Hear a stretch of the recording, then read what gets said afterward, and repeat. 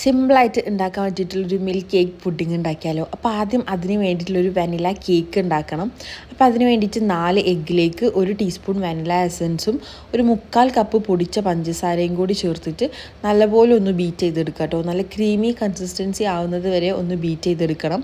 ഇനി അതിലേക്ക് 1 ടീസ്പൂൺ മിൽക്കും 1 ടീസ്പൂൺ ഓയിലും കൂടി ചേർത്ത് കൊടുക്കുക.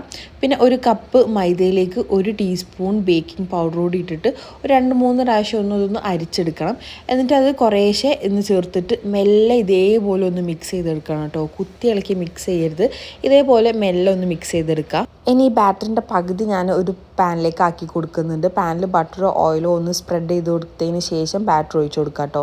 ബാക്കി പകുതി ഞാൻ എയർ ഫ്രയറിലും കൂടി റെഡിയാക്കി എടുക്കുന്നുണ്ട്. ഒരു 10 മിനിറ്റ് ലോ ഫ്ലെയിമിൽ വെച്ചാൽ മതിയാവും കേട്ടോ, ഗ്യാസ് സ്റ്റോപ്പിൽ. ഇനി ഇതാണ് കേട്ടോ ഇതിൻ്റെ മെയിൻ സിറപ്പ്. പാല്, evaporated milk, whipping cream, condensed milk.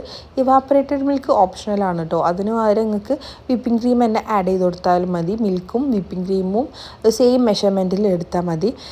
ഇനി ഒരു ഫോർക്ക് വെച്ചിട്ട് കേക്ക് നല്ലപോലെ കുത്തി കൊടുത്തിട്ട് ഈ സിറപ്പ് വെച്ചിട്ട് നല്ലപോലെ വെറ്റ് ചെയ്ത് കൊടുക്കുക കേട്ടോ. അങ്ങനെ 1-2 പ്രാവശ്യം നല്ലപോലെ വെറ്റ് ചെയ്ത് കൊടുത്ത് 1 മണിക്കൂർ ഫ്രിഡ്ജിൽ ഇതൊന്ന് തണുക്കാൻ വേണ്ടി വെക്കാം. അപ്പോഴേക്കും നമുക്ക് ഇതിലേക്കുള്ള വിപ്പിംഗ് ക്രീമൊക്കെ ഒന്ന് ബീറ്റ് ചെയ്തിട്ട് 1 മണിക്കൂറിന് ശേഷം കേക്ക് വീണ്ടും ഒന്ന് വെറ്റ് ചെയ്ത് കൊടുത്തിട്ട് വിപ്പിംഗ് ക്രീം അതിൻ്റെ മുകളിലൊന്ന് സ്പ്രെഡ് ചെയ്ത് കൊടുക്കുക കേട്ടോ.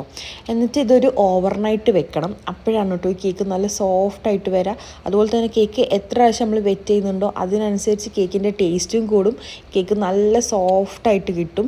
എന്തായാലും ഓവർനൈറ്റോ അല്ലെങ്കിൽ ഒരു 5-6 മണിക്കൂറെങ്കിലും ഒന്ന് തണുപ്പിച്ചെടുക്കണം കേട്ടോ. അപ്പോഴാണ് കേക്ക് നല്ല അടിപൊളിയായിട്ട് കിട്ടുക. അപ്പോൾ ട്രൈ ചെയ്തിട്ട് ഫീഡ്ബാക്ക് പറയും.